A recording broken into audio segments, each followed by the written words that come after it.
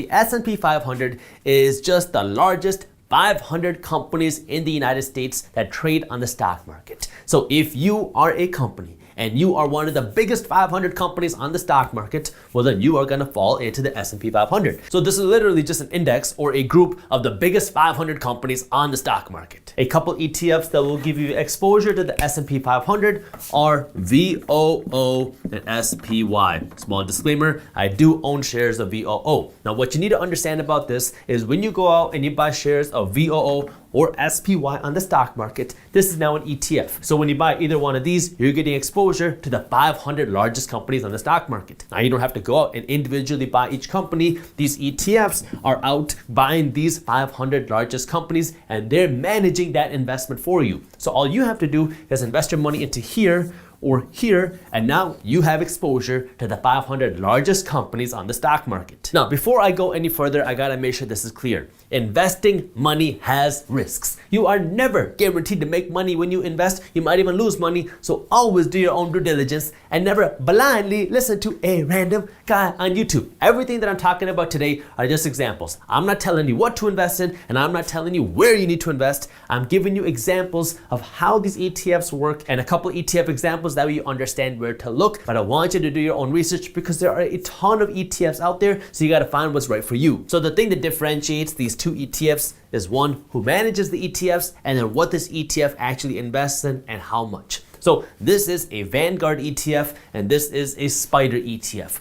What that means is Vanguard, the company, is the one that owns and manages this ETF, and Spider is the one that manages this. By the way, just so you know, Spider is spelled SPDR.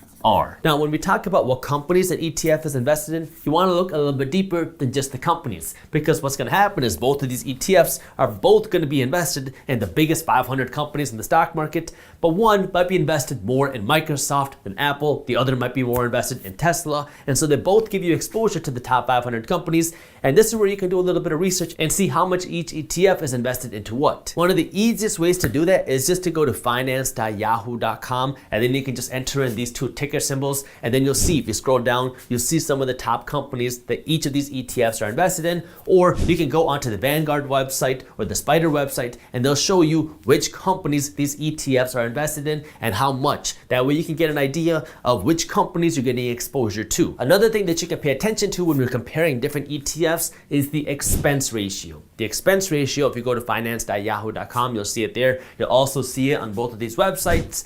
This is how much money you're paying to have your money managed by this ETF. So the advantage with an ETF, especially a low-cost ETF, is you're gonna pay way less money to have your money managed here than to have somebody physically managing your money with an actively managed portfolio. So these type of ETFs, these are passively managed, meaning they're managed by a computer. So all these ETFs are doing is they're giving exposure to the top 500 companies in the stock market. If one of the companies in these top 500 companies goes bankrupt or gets smaller, well then this ETF or this computer is just gonna kick out that company and it's gonna put in the next biggest company. That way your money is still being managed by the computer, but it's like an algorithm. It's gonna give you exposure to the 500 biggest companies. The expense ratio on both of these ETFs are very low. It's less than 0.1%, which means if you invest $10,000 into one of these ETFs, they're gonna charge you less than $10 a year to manage your money. But that expense ratio is definitely something you want to remember as you start comparing more and more ETFs and as we go deeper in this video, because you're going to learn about different types of ETFs.